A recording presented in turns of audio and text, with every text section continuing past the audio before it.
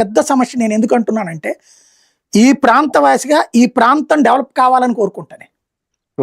ఇక్కడ చదువుకున్నోడిని, ఇక్కడ ఎదిగినోడిని, ఇక్కడ బాగుపడ్డోడిని. కానీ అది నిజాయితీతో ఉండాలి, బాధ్యతగా ఉండాలి. మీరు ఇట్లా కన్ఫ్యూజ్ చేస్తే ఎట్లాగా పబ్లిక్ ని? ఇప్పుడు అమరావతిలో ఇప్పుడు కావాలంటే 29 అన్నారు అనుకోండి, అది పెద్ద తలనొప్పి ఏంటో తెలుసా? ముందు నువ్వు ప్రపంచ బ్యాంకు ఏడీబీ డిసైడ్ అయింది ఏంటి? ముందు ఆ వరద కాలువలు కట్టాలి, ఆ నీళ్ళని దారి మళ్ళించాలి, ఆ తర్వాత చెయ్యాలి. అక్కడ 20 అడుగులు తవ్వితే నీకు వాటర్ వస్తుంది, 10 అడుగులకు కూడా కొన్ని ఏరియాలో వాటర్ వస్తుంది.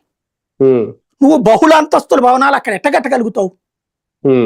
దానికే కదా తిప్పలు పడుతున్నావు, నానా తిప్పలు పడుతున్నాం మనం. ఇప్పుడు ఇంత ముందు కట్టించిన దాంట్లో నీళ్లు ఎన్నిసార్లు పారబోయాల్సి వచ్చింది అక్కడ. మళ్ళీ వరద వచ్చినప్పుడు అలా పారబోయాల్సి వస్తుందా?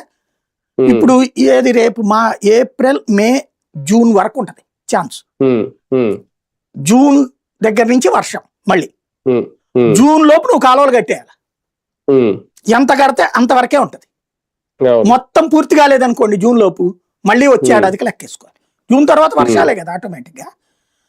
పొరపాటు ఈ లోపు కొండపోత వర్షాలు కొట్టాయి అనుకోండి, మళ్ళీ నీళ్ళు అక్కడ నిలబడతాయి. కృష్ణానది నీళ్ళు కాదు, కొండవీటి వాగు, పాలవాగు ఈ నీళ్లు. ఆ ఏరియాలో ఊరు పేరే ఉంది కదా నీరుకొండ అని. ఆ నీరుకొండ దగ్గరే కదా నువ్వు రిజర్వాయర్ కడతానంటుంది, ఇంకో చోట రిజర్వాయర్ కడతానంటున్నావు కదా. ఈ వాగు పరివాహక ప్రాంతం ఎప్పుడూ కూడా